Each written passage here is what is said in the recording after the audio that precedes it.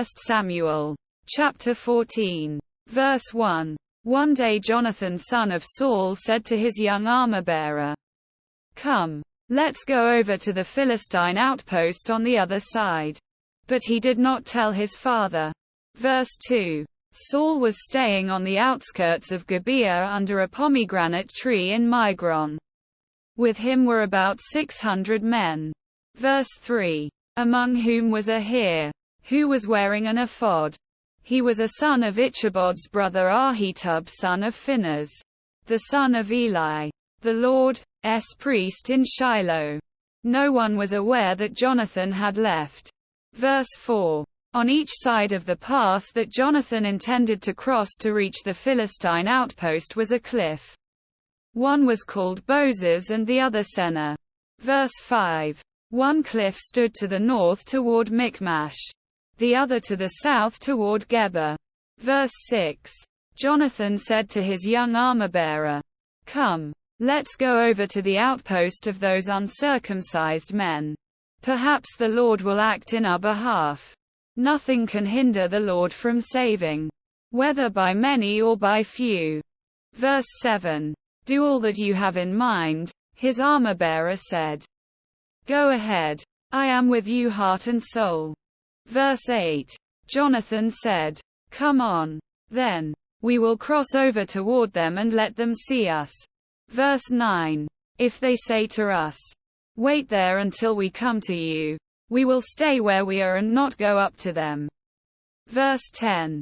"But if they say, 'Come up to us,' we will climb up, because that will be our sign that the Lord has given them into our hands."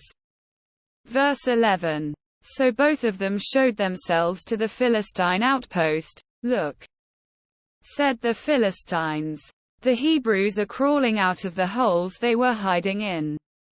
Verse 12. The men of the outpost shouted to Jonathan and his armor-bearer, "Come up to us and we'll teach you a lesson." So Jonathan said to his armor-bearer, "Climb up after me. The Lord has given them into the hand of Israel." Verse 13. Jonathan climbed up, using his hands and feet, with his armor-bearer right behind him. The Philistines fell before Jonathan, and his armor-bearer followed and killed behind him. Verse 14. In that first attack Jonathan and his armor-bearer killed some 20 men in an area of about half an acre.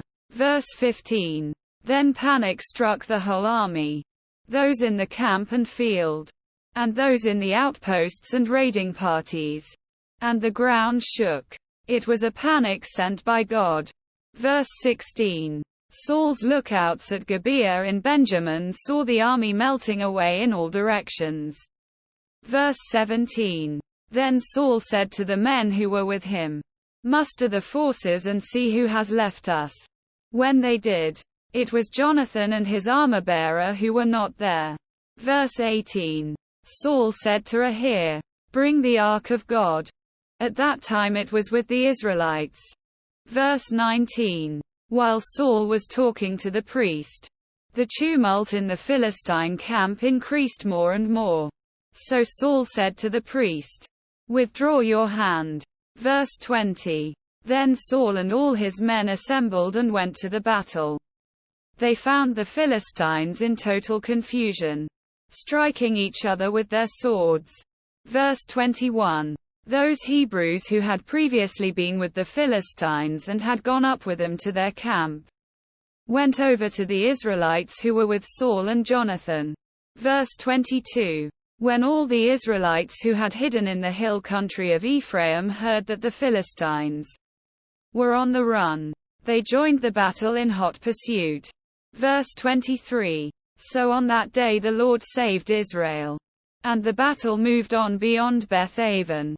Verse 24. Now the Israelites were in distress that day, because Saul had bound the people under an oath, saying, "Cursed be anyone who eats food before evening comes, before I have avenged myself on my enemies." So none of the troops tasted food. Verse 25. The entire army entered the woods, and there was honey on the ground. Verse 26. When they went into the woods, they saw the honey oozing out. Yet no one put his hand to his mouth, because they feared the oath. Verse 27. But Jonathan had not heard that his father had bound the people with the oath. So he reached out the end of the staff that was in his hand and dipped it into the honeycomb. He raised his hand to his mouth, and his eyes brightened. Verse 28. Then one of the soldiers told him, "Your father bound the army under a strict oath, saying, 'Cursed be anyone who eats food today.' That is why the men are faint." Verse 29. Jonathan said, "My father has made trouble for the country. See how my eyes brightened when I tasted a little of this honey." Verse 30. How much better it would have been if the men had eaten today some of the plunder they took from their enemies. Would not the slaughter of the Philistines have been even greater?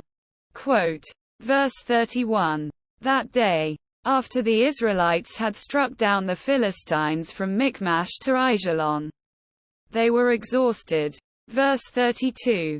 They pounced on the plunder and, taking sheep, cattle and calves, they butchered them on the ground and ate them, together with the blood. Verse 33. Then someone said to Saul, "Look, the men are sinning against the Lord by eating meat that has blood in it. You have broken faith," he said. "Roll a large stone over here at once." Verse 34. Then he said, "Go out among the men and tell them, 'Each of you bring me your cattle and sheep, and slaughter them here and eat them. Do not sin against the Lord by eating meat with blood still in it.'" So everyone brought his ox that night and slaughtered it there. Verse 35. Then Saul built an altar to the Lord. It was the first time he had done this. Verse 36. Saul said, "Let us go down and pursue the Philistines by night and plunder them till dawn. And let us not leave one of them alive. Do whatever seems best to you." They replied. But the priest said, "Let us inquire of God here." Verse 37. So Saul asked God, "Shall I go down and pursue the Philistines? Will you give them into Israel's hand?" But God did not answer him that day. Verse 38. Saul therefore said, "Come here, all you who are leaders of the army, and let us find out what sin has been committed today." Verse 39. As surely as the Lord who rescues Israel lives, even if the guilt lies with my son Jonathan, he must die. But not one of them said a word. Verse 40. Saul then said to all the Israelites, "You stand over there. I and Jonathan my son will stand over here. Do what seems best to you." They replied. Verse 41. Then Saul prayed to the Lord, the God of Israel, "Why have you not answered your servant today? If the fault is in me or my son Jonathan, respond with Urim. But if the men of Israel are at fault, respond with Thummim." Jonathan and Saul were taken by lot, and the men were cleared. Verse 42. Saul said, "Cast the lot between me and Jonathan my son." And Jonathan was taken. Verse 43. Then Saul said to Jonathan, "Tell me what you have done." So Jonathan told him, "I tasted a little honey with the end of my staff, and now I must die." Quote. Verse 44. Saul said, "May God deal with me, be it ever so severely, if you do not die, Jonathan." Verse 45. But the men said to Saul, "Should Jonathan die, he who has brought about this great deliverance in Israel? Never. As surely as the Lord lives, not a hair of his head will fall to the ground. For he did this today with God's help." So the men rescued Jonathan, and he was not put to death. Verse 46. Then Saul stopped pursuing the Philistines, and they withdrew to their own land.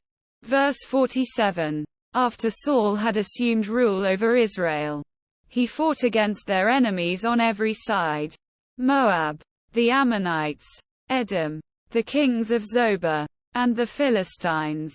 Wherever he turned, he inflicted punishment on them. After Saul had assumed rule over Israel, he fought against their enemies on every side: Moab, the Ammonites, Edom, the kings of Zobah, and the Philistines. Wherever he turned, he inflicted punishment on them. Verse 48. He fought valiantly and defeated the Amalekites, delivering Israel from the hands of those who had plundered them. Verse 49. Saul's sons were Jonathan, Ishvi and Malchi-Shua. The name of his older daughter was Merab, and that of the younger was Michal. Verse 50. His wife's name was Ahinoam, daughter of Ahimaaz. The name of the commander of Saul's army was Abner, son of Enna, and Enna was Saul's uncle. Verse 51. Saul's father Kish and Abner's father Enna were sons of Abiel.